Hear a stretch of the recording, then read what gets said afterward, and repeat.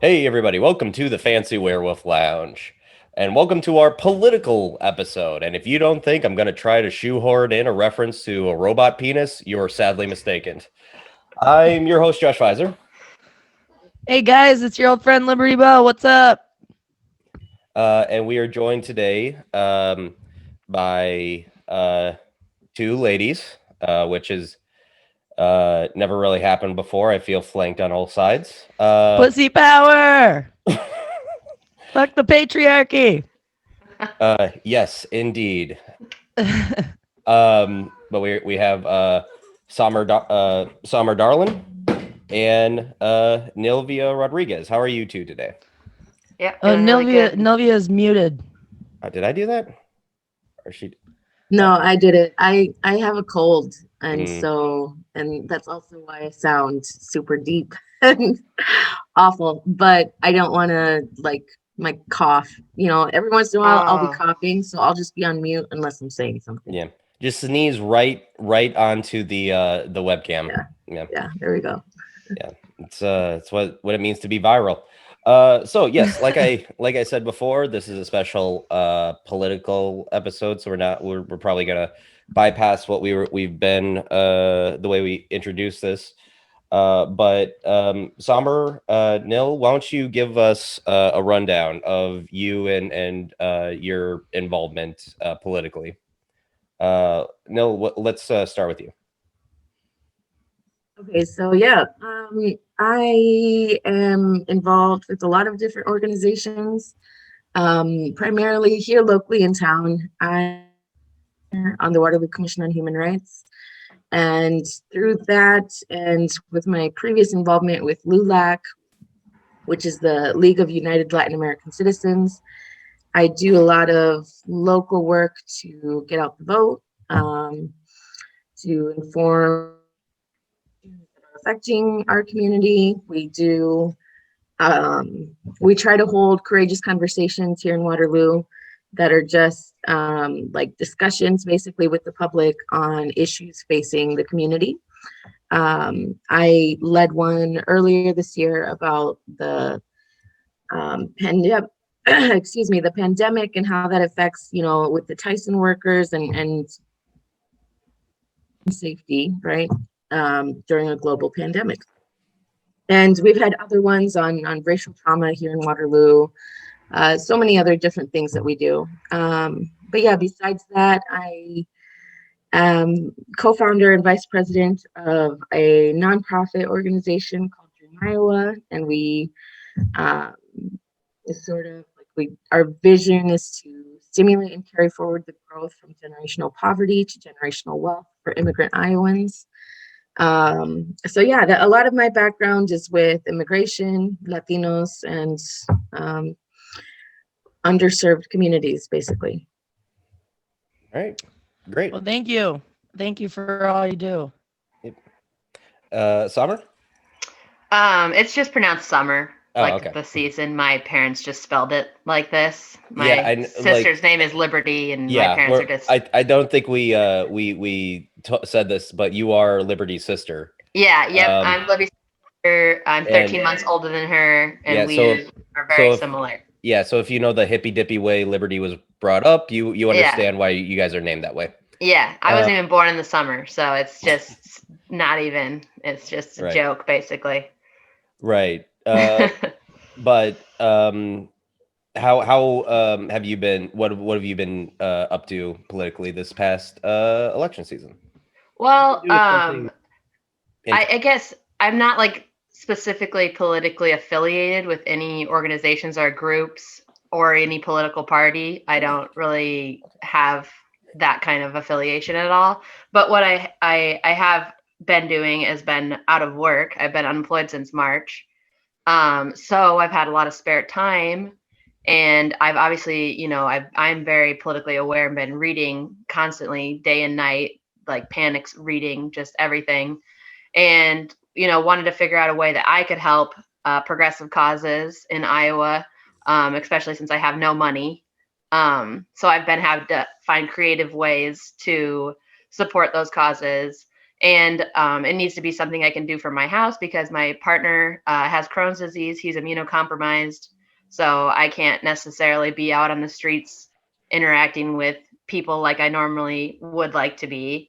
So for me, I've just been trying to find ways that like I can do something to maybe generate donations or revenue or just generate and like bring exposure to, with my own tiny circle of influence, online. Right. So I guess let's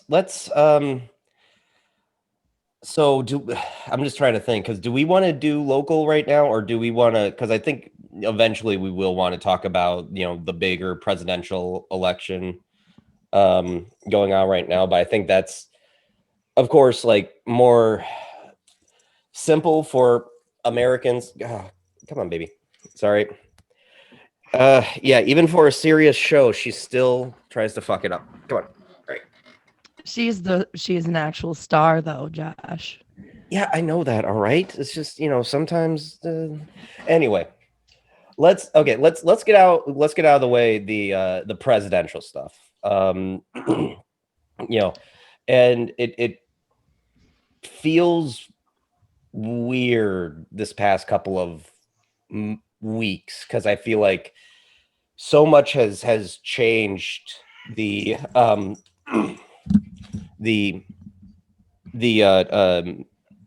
really what people are doing and why people are voting. I think the big one is the death of Ruth Bader Ginsburg and leaving a Supreme Court seat open, and we're seeing Amy Cornett, I believe is her last Tony name. Barrett. Coney Barrett. Sorry. Yeah. Sorry. That's okay. Coney Barrett, and how she's kind of frighteningly religious, I think would be a good way to explain that. And that I think that has, in the past couple of weeks, really swayed people are more progressive who probably would probably still abstain from voting for Joe Biden, given his past of questionable policies and how he has treated marginalized communities in the past, particularly with the crime bill. But kind of realizing that this is kind of now a bigger topic. And of course we get like the biggest thing is like this election is so much different because of the pandemic. How are you guys feeling about the upcoming election day? How that's gonna go? Well, I think for one thing, this will probably be the first election that we don't know the next morning who won the presidency. Just because, there's going to be record mail-in ballots and stuff like that. So I think that's going to be kind of nerve-wracking, just generally speaking, because obviously like a lot's at stake for a lot of people. So we want to know. So I think that is going to be the biggest difference, other than, I don't know. I guess to me, that's going to be the biggest difference, is that we're not going to know immediately or, the same day or next day. Yeah, absentee ballots are so. a much bigger thing now. It used to be the people who get the absentee ballots or people who, were out of the country, military, older people, but now, pretty much everybody kind of has to think about that. Well, and like absentee in the last few elections and just voted absentee in this one too. I just prefer to do it. I think it's just at my house. I like to look up all the judges and stuff because I get there. Otherwise, my very first election in the year 2008, I got there and I voted for Obama and I voted for like one other thing, and I didn't know. I felt like I was wasting my ballot. Like I didn't have any other info. So I think voting by mail. Because in Iowa, you don't have to have a reason. Anyone can vote by mail in Iowa. So I think maybe Iowans have voted by mail in the past, but I know other states have different rules about who can vote by mail. Right. Well, the other thing too is Trump has already been alleging, that mail-in ballots or ballots that are being dropped off, or it's already, in contention for fraud or whatever. And we had talked about that before, so that's part of the reason why I think, it'll take a lot longer before we get actual results, not just that there's going to be obviously a massive surge of people doing mail-in voting and early voting.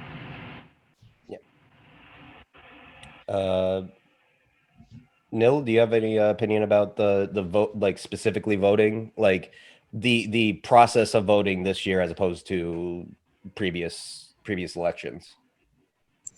No, I mean, I think that a lot of community organizations are encouraging people to vote by mail, vote absentee, or even just vote ahead of time, at one of the many, early voting locations. Right. And I think that that's, one, due to the pandemic, of course, we want to avoid huge crowds turning out on November 3rd. But also, I think in general, I feel like there's this belief, that the sooner you do it, the sooner, you're more likely to do it ahead of time, right? If you don't have that one day only to do it, you're more likely to go out and vote or vote absentee, right? So I think that that's why a lot of organizations are encouraging that. And I think that we're seeing huge, we're already seeing huge turnouts. So it's working, Right. Yeah, there is a drop-off box right at the courthouse in Waterloo too, for anyone who doesn't know that. Yeah. Yes. That's good. And yeah. And I'll admit that I've only like recently got my shit together and registered to vote. And it took me honestly, it took me 5 minutes online to do that. Like it's not for the most part. I will say there is, of course, voter suppression, stuff like that. So and of course it mostly doesn't affect someone who looks like me. But yeah, it's a very easy, it's a very simple process for the most part. So I would definitely suggest if you were putting it off the way I was because you thought it would be like a thing, don't worry about it. It's very simple. Yeah. Well, I would also add. Sorry. Go ahead. No, go ahead. No. I will also add there's a lot of organizations also helping people out with that process, because it's sort of intimidating if you've never done it before, and I have a lot of friends that weren't super active in voting in previous elections, but this year they're inspired to a lot more. Yeah. And sometimes they'll text me or call me with okay, I have a stupid question, and none of these are stupid questions as if you've never done it before. And I just want to plug an event that I'm planning. So if any of you know Ross Smith, he's a state representative for District 62 here in Waterloo. He is with the Iowa Democratic Party and doing an event this Thursday at La Michoacana in Waterloo. And that's from 12 to 2. So just plug it, I don't know when this is going to be posted. It's probably going to be after that, but at least you guys plug it with your, with your contacts. If you send us a link, our Facebook post, we'll definitely post it on the Fancy Werewolf Facebook page and our own personal pages. Yeah, because that event, we're just again registering people to vote, helping answer questions, and we're not sure how it's going to work, but we're going to be buying some people's lunches that day, so it'll be cool. Delicious lunches.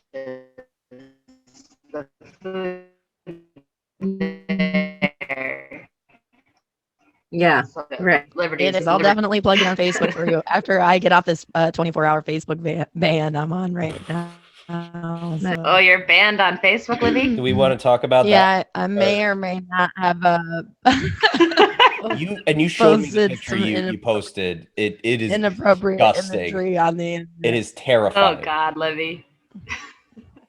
You goddamn it. We don't really need to go into details, but it just happens. God, please no.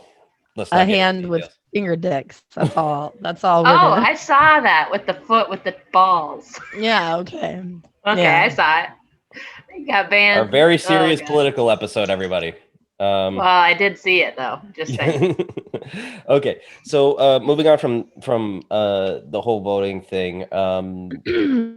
So obviously we last election, really, I think like most people, even like pro-Trump people, were like blindsided by the fact that he won.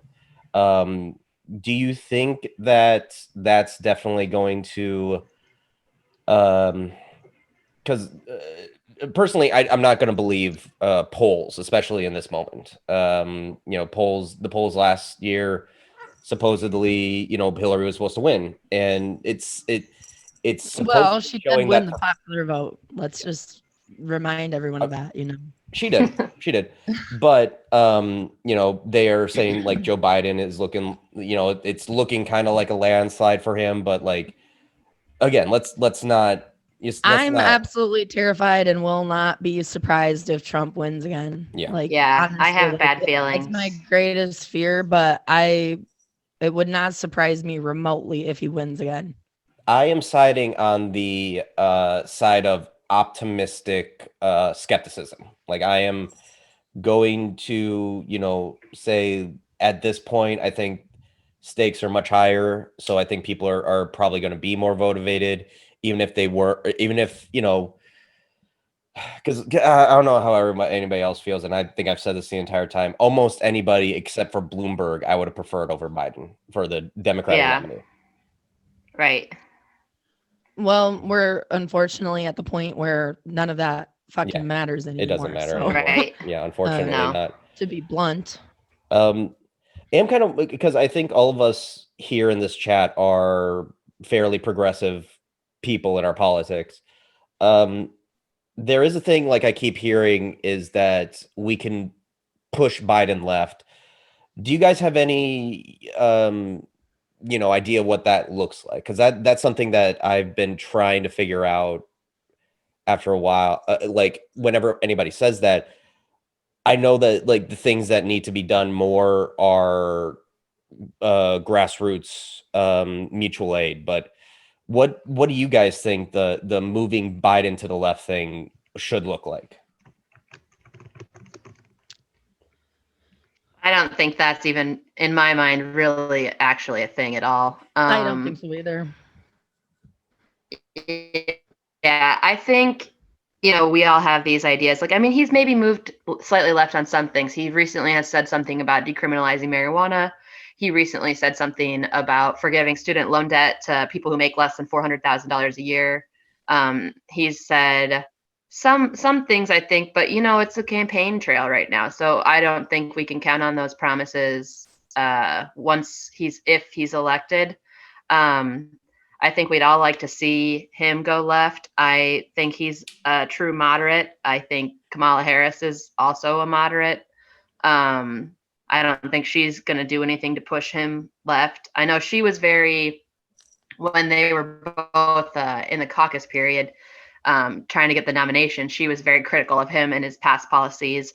But she has a lot of skeletons in her closet, the same kind of thing, criminalizing over criminalization of things that minorities do or whatever, mostly, and not punishing, people, white people as to the same level as other people who do the same crimes and stuff like that. And I think that it's not necessarily like, oh, we'll win the presidency. Joe Biden's going to win the presidency and we'll push him left. It's like Joe Biden's going to win the presidency. Hopefully we can establish some normalcy in our country. And then in 2 years, we're going to get some more chances to enact local change. And I think things change much more naturally locally than they do by the office of the president.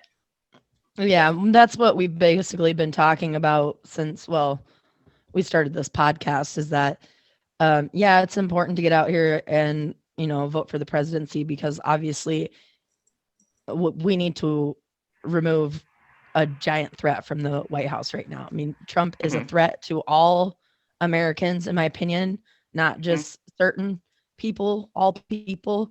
Because, what he stands for or doesn't stand against is very dangerous.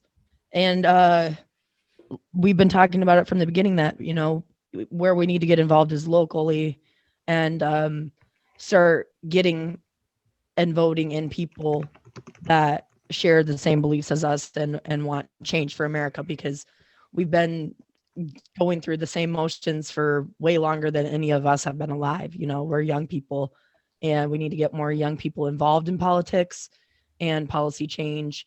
And it definitely needs to be on a local level. And it's super important, like Nil said, to, well, one, vote Ross Smith back in, vote Schwartz back in locally, and different people that have progressive ideology. And I don't even really want to claim to be a progressive person. I just feel like more than anything is being a good human,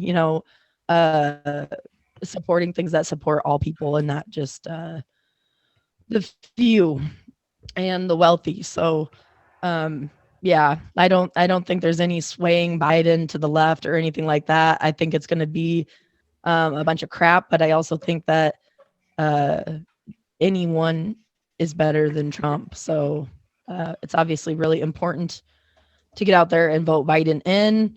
Also, there's a lot of talk right now about third party voting and stuff like that. And I have a lot of friends who even have said that they're going to vote third party or just vote for Kanye because he made it on the ballot in Iowa and they think it's funny. And I'm just going to take 2 seconds to just say, please don't do that. We literally need every vote we can muster to get Trump out of office. So, right. But yeah, I definitely don't think that Biden is going to radically change towards the left anytime soon. So. Yeah, I would just agree with both of you. The other thing, I know so many people are discouraged with this presidential election, right? Just as they were with the previous one. We have to, so I always remind people, you're not just voting for the president, local elections count, they're super important, but also, the presidency is important too, in the fact that it's not just, Biden or Trump that we're electing. We're choosing, the next director of the EPA, the Secretary of Education, all these bureaucratic positions that are appointed by the president. And I know that, I'm a public administration major at UNI, so I have a very deep understanding of the workings of government, right? And it's something I feel like we fail on a very, very, strong level in high school education. But the president also appoints circuit judges and, not just Supreme Court judges, like local, for your state, the circuit judges that decide things for your specific state. And these are the cases that eventually, if they're contested, they'll go to the Supreme Court. So it absolutely has a huge impact on our lives, but local elections too, like we have a senator race here in Iowa that we could flip a seat, right, between Teresa Greenfield and Joni Ernst. And that's also huge, And then if you break it down even further to state elections, like you said, Ross Smith, Tammy Brown Powers, there's Christina Black Horse. Yeah, the first Black Cloud. She's running to be the first Indigenous individual to be elected to the Iowa House of Representatives. That's huge. What that could mean representation wise. And I know that there are 3 Latinos in the state of Iowa that are running currently, not locally here in Black Hawk County, but they would be, if any of them got elected, they would be the first Latinos elected to the House of Representatives. So, you know, all of these things matter for representation, right? And for being a more just government, you know, one that doesn't just represent certain interests. You know, Iowa, I think the Latino population is only 5%. I'm not sure what other populations are, but we do know that Iowa is majority white, right? But there are No. large communities. No, but there are large communities. There are communities like Denison, Muscatine, Storm Lake, where almost like 50% or something like that. So there are pockets around Iowa where that sort of representation matters tremendously, right? So yeah, that's my whole point, that, you know, we have to look at the bigger picture here. Mm-hmm. And do what's right. And I can't, just, you know, being a part of so many different organizations, I can't publicly endorse one party over another, you know, but you guys know, or at least Josh, you know, where I stand politically and whatnot. So Yes, yes, yes, I am aware of your politics. We've had some pretty good conversations about politics, but um, um, how about right now we are? I think we're like like, you know. Do we have? Do we know what we? Does anybody have anything else more to say about the presidential election, the presidential race, right now before we move on to local stuff? not really, just like I said, don't be discouraged. And know that it does matter, and every vote does count. And like I said, you're voting for much more than just a president when you vote for a president. You know, you're voting for judges, for bureaucratic positions that decide big things for our country, right? So yeah, just, I hope everyone keeps that in mind. It would be awesome if all those cabinet positions weren't filled with former lobbyists for the gas and oil industry, or for privatized education and stuff like that. That would be really cool. So Joe Biden, that's one thing that I'm sure he's going to do. I know he's going to put an educator in there as the head of the Board of Education. I know he's going to put, you know, an environmentalist as the head of the EPA. Like, he's not going to mess that up, at least that one thing, which is awesome and is a big deal. Yep. Flush the turd, November 3rd. That's a good one. Yeah, and that's one of the things. You know, the reason there's a you know, comedy political YouTube channel I watch called Some More News with Cody Johnston, and his last video was about kind of just, hey, I know you don't, most of us really don't want to vote for Joe Biden, but here's why we should. And one of his main reasons is it's better to have somebody not doing something, but not enough for climate change, as opposed to somebody who actively denies climate change. So, yeah, like Right. his EPA thing is, yeah, that's also a huge thing, because one of the things we got to think about in this election specifically is we need to find a way to at least slow down climate change enough so we can try to figure something out. A definite solution. But let's go on to local stuff. And Nil, you told me this weekend you were involved in, I mean, you were quote unquote involved in a debate between Teresa Greenfield and Joni Ernst. Why don't you tell us how that went? Yeah, so I was, so a fellow commissioner, Terrence Hollingsworth, basically put together this event that was supposed to be bringing both, like, Abby Finkenauer and Ashley Hinson together, that they're running for state representative, or not state, excuse me, federal, like representatives, U.S. House of Representatives, excuse me, for this area, for this district. And also Joni Ernst and Teresa Greenfield that are running for Senate, the open Senate position in Iowa. And of all of the individuals that were invited, only Teresa Greenfield showed up. Joni Ernst, had kind of like her team had verbally said that they would be there, but then they refused to give us confirmation in writing. So we kind of knew that she wasn't planning to come. So it ended up being more of just a conversation with Teresa Greenfield.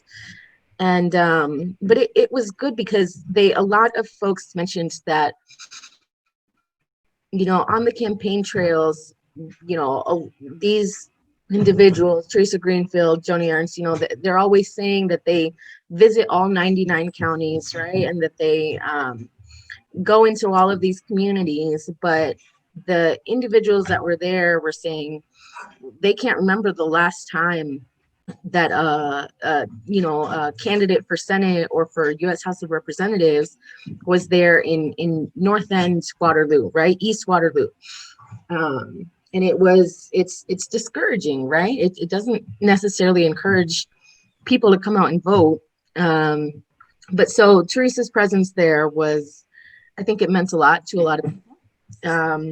And it was awesome being a co-moderator. I moderated it with Rochelle Chase from Iowa Starting Line and Dr. Abraham Funches, who's the director of the Waterloo Commission on Human Rights and a reverend at the Jubilee UMC Freedom Center. So it was awesome. Great experience. Great. It sounds wonderful. Yeah, and also, like, at this moment, I would like to and this video has been going viral nationwide, and I think it's for Iowans, especially someone like me who grew up in rural Iowa, this moment right here is kind of sums a lot of things up about Joni Ernst. My question is a simple ag question. Teresa Greenfield, you answer first. What's the break-even price for a bushel of corn in Iowa this week? Well, a bushel of corn is going for about $3.68 today, $3.69, and break even really just depends on the amount of debt someone has. I suspect there's farmers that are breaking even at that price. However, if their yields are down 50%, that's certainly not going to cover it for them. I'll tell you, we've had low commodity prices for too long, and they've been going out of business prices. Senator, break-even price for soybeans for an Iowa farmer to produce. Yeah, certainly. I would like to go back to previous statement. Certainly, with what we have done on trade, we have seen significant strides forward. So the USMCA is a great example of that with our two largest trade partners, Mexico and Canada. So I am thankful that we are well on our way to correcting the situation within our trade space, and that was done with a Republican Senate and a Republican in the White House. Well, thank you very much. I might have missed it, but I don't think you answered my question. What's the break-even price for soybeans in Iowa? You grew up on a farm. You should know this. I think you had asked about corn, and it depends on. I asked her corn. It depends on what the inputs are, but probably about $5.50. Well, you're a couple dollars off, I think, here because it's 10:05. So, we'll move on to something else then. And I don't think Ms. Greenfield answered either. She actually did with the price of corn. We had asked for the price of soybeans from you, Senator. You want to take another crack at it? No, thank you. You said the break even for corn is $10.50. I don't think that's correct. Right, that would have been for beans. Ron's question was soybeans or maybe to you, I'm not Ms. hearing. Greenfield, to corn to Ms. Greenfield. Let's go. So there's that. There's I don't know. It's something that specifically as somebody whose grandparents are farmers, has farmers in my family, has like grown up around that all my life, and people who claim to be salt of the earth but are incredibly out of touch with that. So, and I hate to be like, talking about a woman's appearance, but was Ernst way too smiley in that? I hate how she is just floundering that answer, just with this huge smile on her face the whole time. It's frightening to me. It's like Stepford Wives. Yeah. Like she doesn't know what she's talking about, but she's just going to smile her way through it. It looks crazy to me. It's a typical politician thing to do.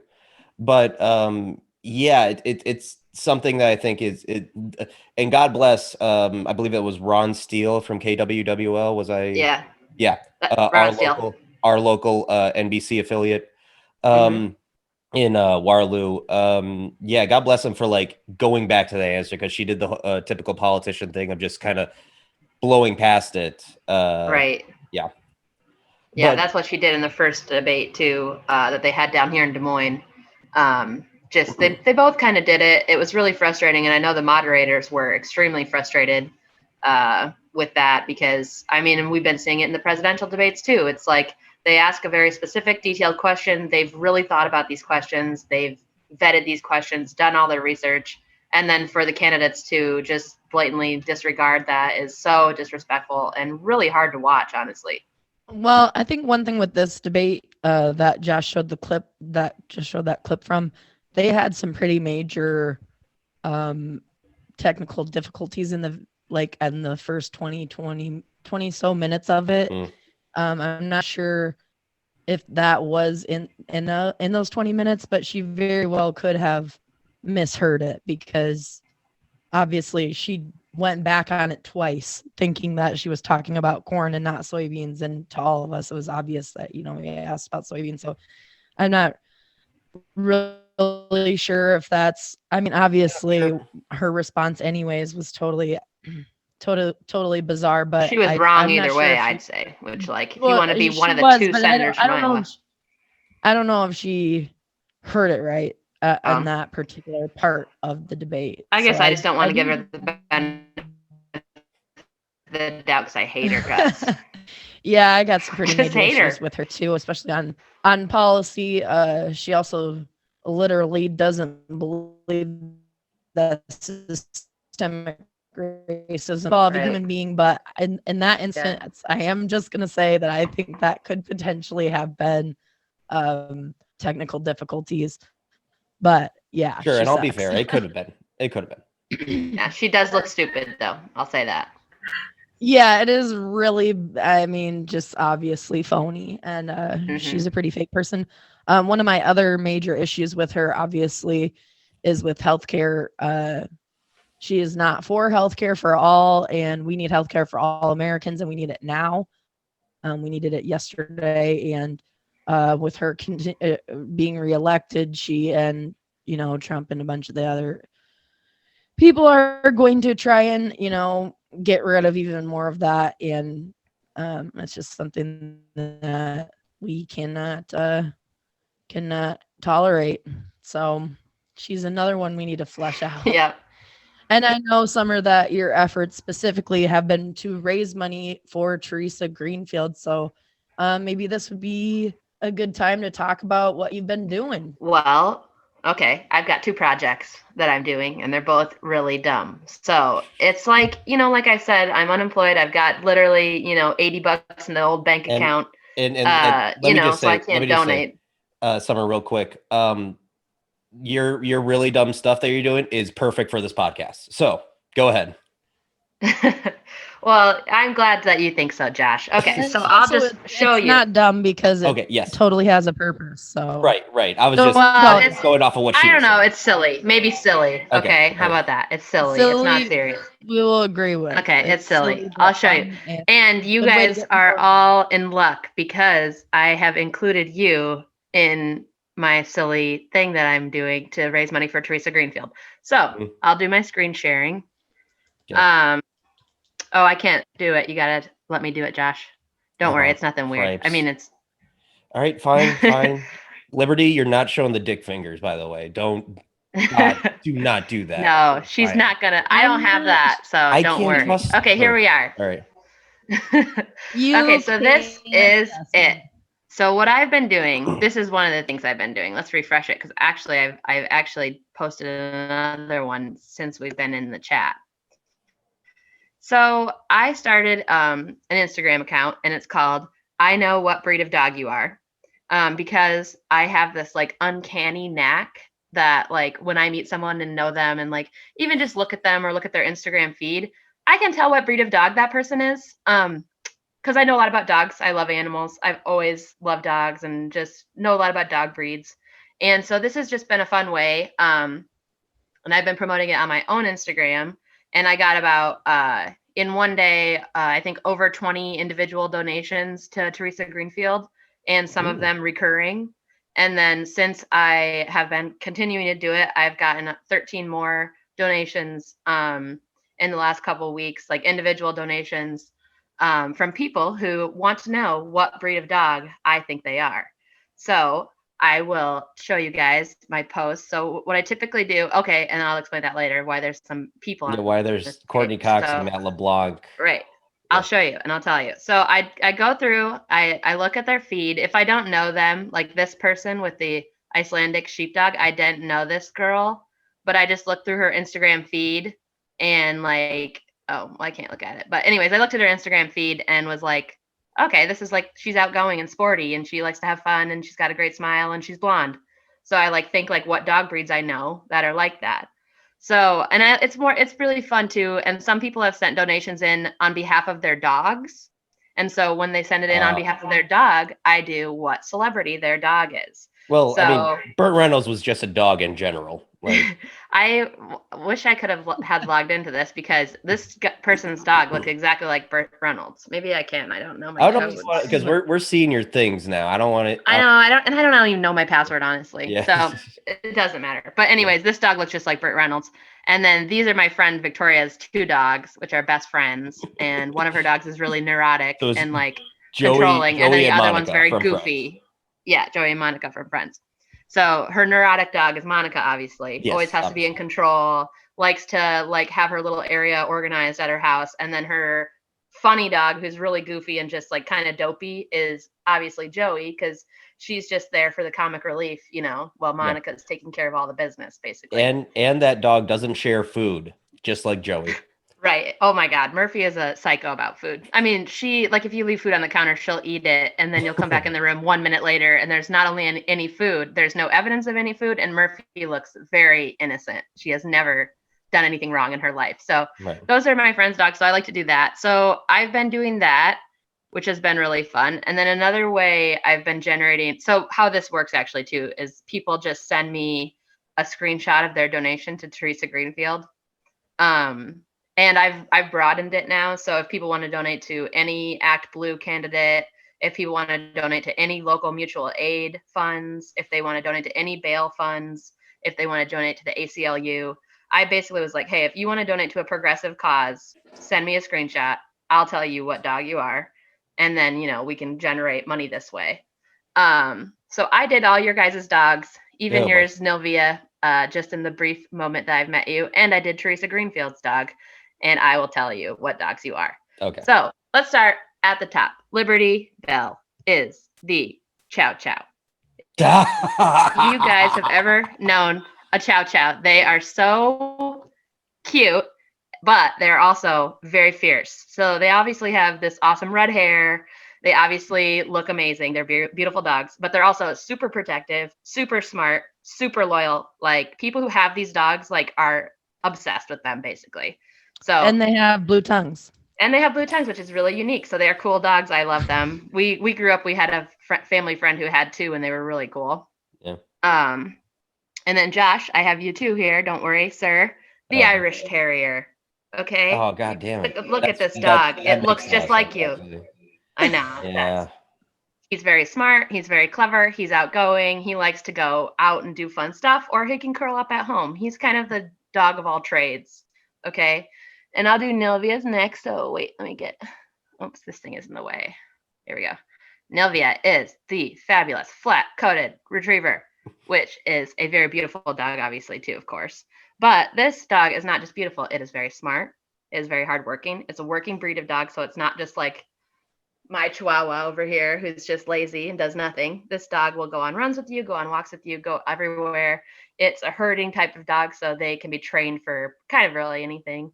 And they have that great silky brown coat, which leads us into my last dog I did for today. I wish I could just click that.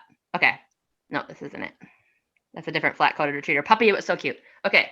This one is Teresa Greenfield, who is a chocolate lab. And I have never met Teresa Greenfield, okay, I gotta admit. But I have seen her debate, and I watch her commercials, Not by Choice on Hulu. And I think she is a chocolate lab. She is very loyal. She's very sweet. She doesn't seem like she's got a lot of tricks up her sleeve, which is really cool and I think good for a politician. And she is a dog lover herself. She has a dog named Ringo, who is a yellow lab mix, I think, of some sort. And I did meet Teresa Greenfield's dog. Oh, nice. In real life at a protest against, well, it wasn't really a protest against Joni Ernst, but it was like a counter protest. It was, I don't know, there was like 8 people there, but I went to protest them ramming through the Supreme Court justice pick, which clearly made a big difference.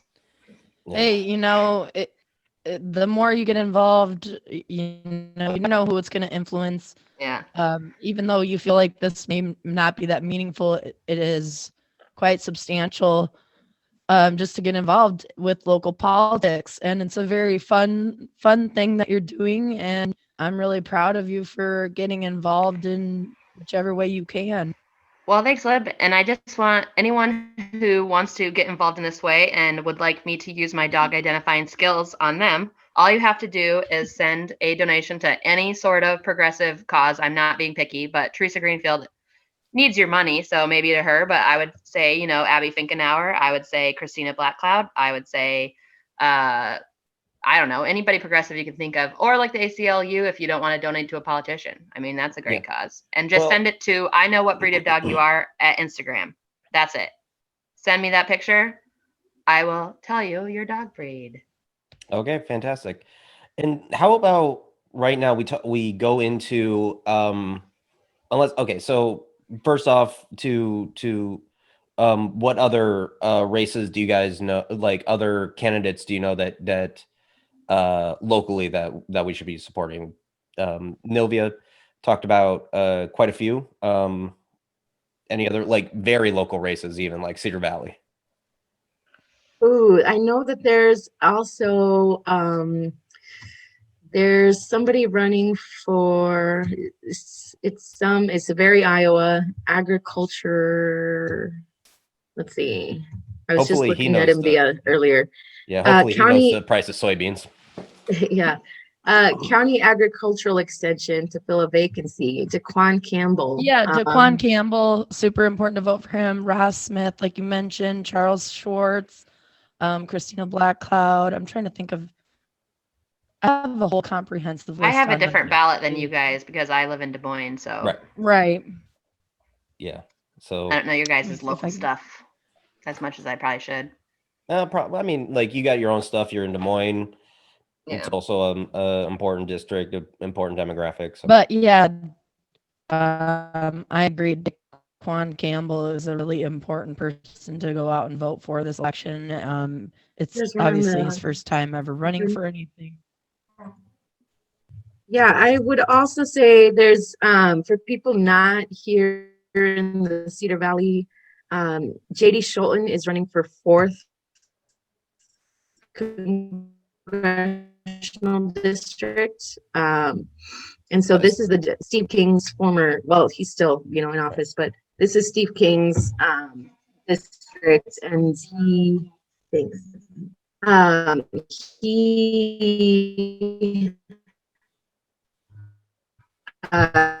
didn't win his Randy Feenstra, which I have said, if you're familiar with Steve King, Steve King sort of keeps his Confederate flag on his desk. Randy Feenstra keeps it in his drawer. So it's just something to Iowa representative openly with Confederate flag. That's not a red flag at all. I mean, it is a red flag. It's a Confederate flag. It's got some red on it. But another one that we really need to vote back in is Eric Giddens. Timmy Brown Powers, which you mentioned, she's actually one of my neighbors.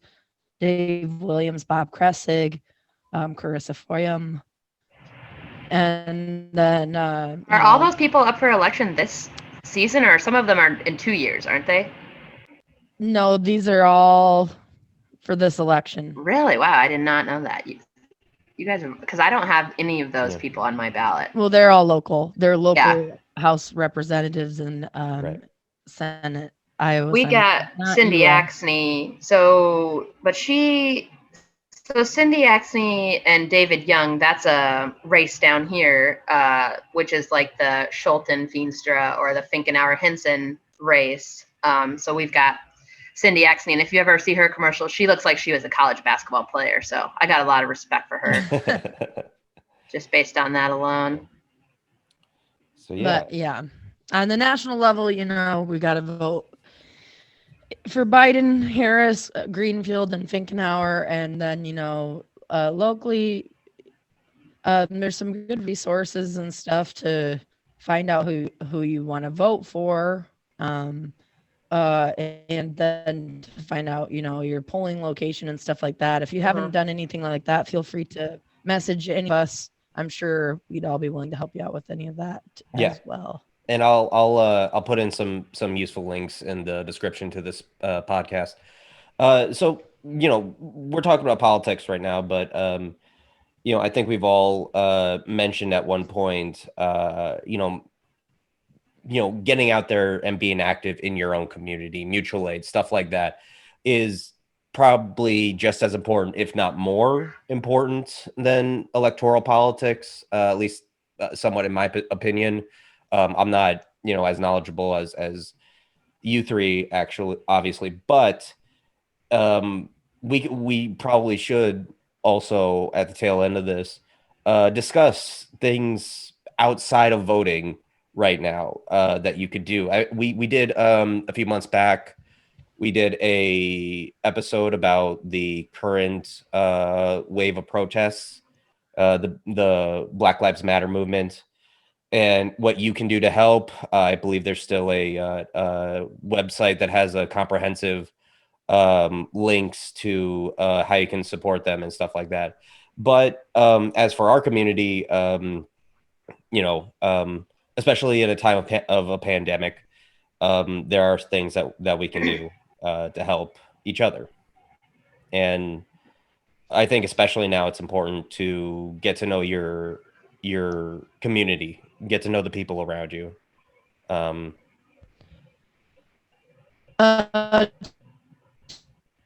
things that are important to me, well, always have been, always will be.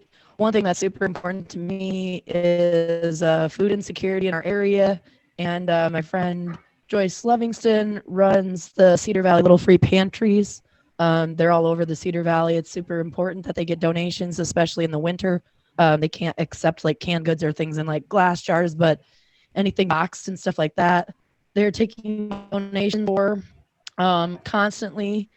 I know right now she's working with some people on this project. It's a Waterloo Community Needs Assessment, and they're looking for people to basically like interview for that.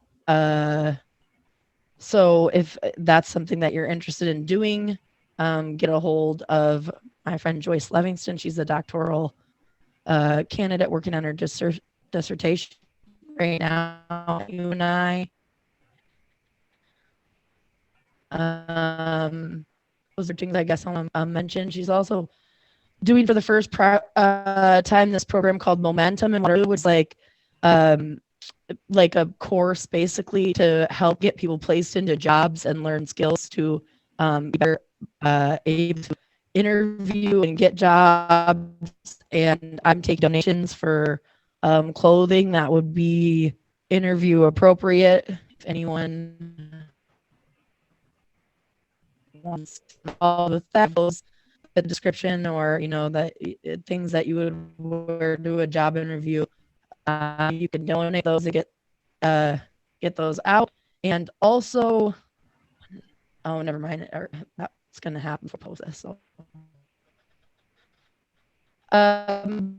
but yeah, mainly, just right now, there's a lot of things. The Peace Walkers group, they do weekly walks in Waterloo to continue just building community support and rallying each other, and keeping the Black Lives Matter movement and the fall of that. So I guess those are the things I would like to mention. Right. Liberty, you're I don't know if anybody else was getting it, but you got a lot of lag on your part. So, hopefully that came through in the recording, but if it didn't, again, we'll put stuff like that.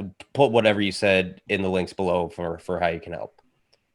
Yeah, it was really garbled for me too. I didn't know if I was the only one. Okay, donate to the Cedar Valley Little Free Pantries and get involved with the Waterloo Peace Walkers. And if you want to donate any clothing for people to interview in, my friend is running this program right now called Momentum. That is this better? Are you hearing me better now? Yes, it's better. It's called Momentum, and I'm collecting donations for that of clothes for men and women to wear during job interviews. The whole course is basically teaching people the skills that they need to interview well, land better jobs, and et cetera, just have a more saleable skill set for the workplace. So, you should go out to Mom's house and go into that closet in the spare room and just get all her nice stuff. Yeah, Mom never wear it. She doesn't get rid of anything. So she has a lot of nice interview stuff. Those are a few things that I'm doing. I'll always be collecting donations for Cedar Valley Little Free Pantries, and also I'm right now collecting donations for interview worthy clothes. Right. Okay. Sommer, Nil, you guys got anything you want to add to what people can do to help others locally? I'll let Nilvia go first because my whole thing was basically about what I'm doing. Yeah. So I guess all of the things that Liberty mentioned, plus just find out what organizations are in your community that are already doing the work that you're interested in, because there are so many nonprofits here in the Cedar Valley, across the state of Iowa, and donate to them. Nonprofits are severely underfunded. I would know, but we're doing good work, right? So donate time, money. It doesn't always have to be money. We are always looking for volunteers. Like right now, we're looking for volunteers, bilingual volunteers, to complete this survey that is going to give the state information about how Latinos are disproportionately affected by COVID-19, and looking into basically household incomes and household finances, right? So we're always looking for both volunteers and money. And that's through what nonprofit are you working through for that one, Nilvia? Dream Iowa. Dream Iowa. Yep. Huge thing. I think ahead of elections, we always get really excited and to get out the vote, and that's a lot of the work that I do, certainly. But what's super underlooked, and I feel like we don't ever talk about is after the election, start thinking about individuals that you think should run for office and encourage them to do so. There's so many. I can't vote, nor can I run for office, right? So I do the most that I can, right? But I feel like there's so many people that are so qualified to run for local office, to represent us at the state level, and get that experience, and then move on to do bigger and better things, be a U.S. Senator, U.S. House of Representatives, it has to start somewhere. And I think that there's so many of us here in the community that are super qualified to do so, but we're, underfunded, underrepresented. And I just feel like we need to start encouraging certain individuals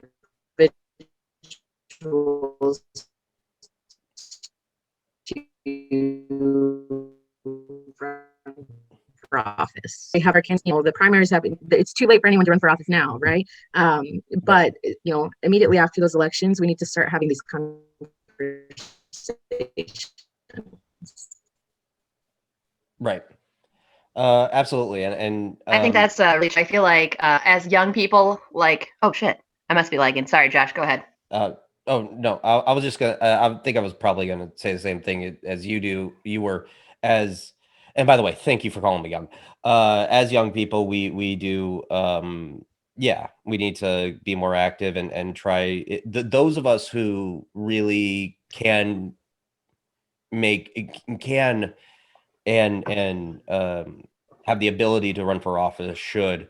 Also, I would like to say, like, after this election, look, I understand it's frustrating that we have a two-party system, and it would be great if we had a third party or more than that.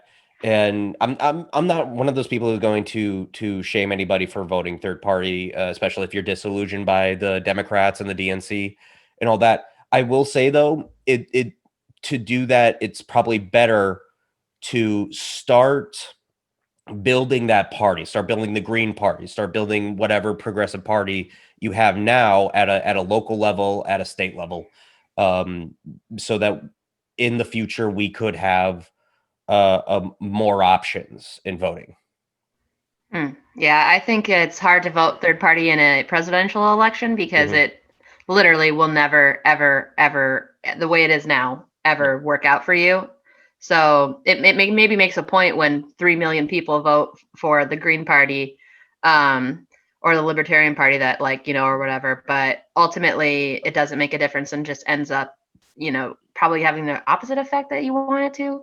But in local elections, it can make a big difference. And in local politics, I think if you want to be a libertarian and just think we should just let the capitalism run free, whatever, you need to start that locally. Or if you want to be the Green Party, it needs to be, if maybe you could get a House representative for your state that's a Green Party person. Maybe you could get a city councilor even. There's smaller elections that I think it makes more sense to focus that energy on right now. Another thing is that the Electoral College is very real and decides the president every 4 years. And the only party that has ever said anything against it is the Democratic Party. So having Republicans in those positions of power literally ensures that we will always have the Electoral College, that our votes in Iowa will matter more than a Californian's vote or a New Yorker's vote, just because we're where we live, which I don't think is fair. Even though, I like my vote, I think I'm a great voter. But who's to say, that my vote's worth more than one of theirs? I just think that's unfair. So I think voting small is very smart. But in this election, I think it's really important for everybody to just recognize that the most important thing here is to get Donald Trump out of there, get those cabinet positions filled with people who literally aren't paid to destroy the things they're supposed to protect. I mean, that's just as simple as it can be, I think. Yeah. And I think it's also important to, and I feel like this has been happening for a long time, at least since the Southern strategy was a thing, or at least since Reagan, that progressives need to stop blowing off red states. I don't know if I'm correct in saying this, but Iowa is kind of is a red state, but also kind of goes back and forth, is kind of a purple-ish with probably more of a red coat.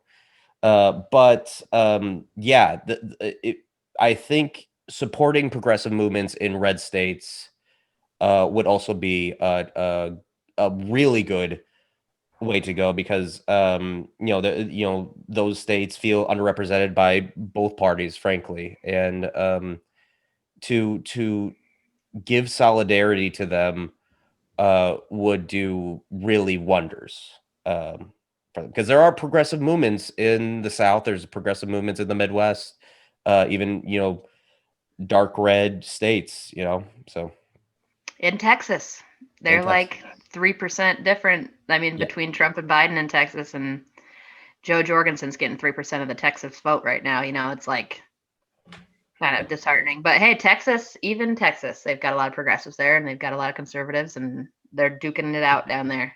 Right. Okay, so I think at this point we could wrap things up, unless anybody has anything specific they want to add before we do. Anybody have anything specific? Anything? Bueller? Okay. No, I think that we pretty much covered everything. Right. Like I said, if you have any more questions, feel free to hit us up. I'm available to talk anytime, basically. Yes. Okay. And happy to do so. All right. Sommer, Nil, thank you so much for being on the show. Do you guys want to promote anything? Links people should go to, or where they can find you, and Well, go on Instagram and go to I know what breed of dog you are, which is a really long URL, but it's literally very self-explanatory. And send me a photo of your progressive donation, and I'll tell you what kind of dog you are. All right, Nil. Yeah, I'm Dream Iowa, Waterloo Commission on Human Rights. We're both on Facebook. Dream Iowa is also on Instagram and Twitter. I don't think we're very active on Twitter, to be honest, but Instagram and Facebook, we're pretty active. Yeah, that's probably a good thing. Twitter is a unfortunate garbage fire. And that was the one other thing I was going to mention, actually, that every time you log on to Facebook or Twitter or Instagram or anything like that, it also is offering you opportunities to find out where to vote, how to vote, to register to vote, and everything like that. So there really is no excuse. Just do it. Just do it. Nike in this election. Let's vote. And I want to see people under 30 represented in a big way in this election. Right. And in upcoming politics, like Nil said, if you have any interest in getting involved, there's a lot of people that you can talk to about that. So let's do it. Thanks, all right, everybody good? Yeah. All right, fantastic. Again, Nil, Sommer, thank you so much for being on. Thank you for having us. Yep. Thank you. And for the Fancy Werewolf podcast, I'm Josh Weiser. See you guys later. I'm signing out. Liberty Bell. And you don't have to go home, but you should go to the polls. Good night, everybody. Go to the polls.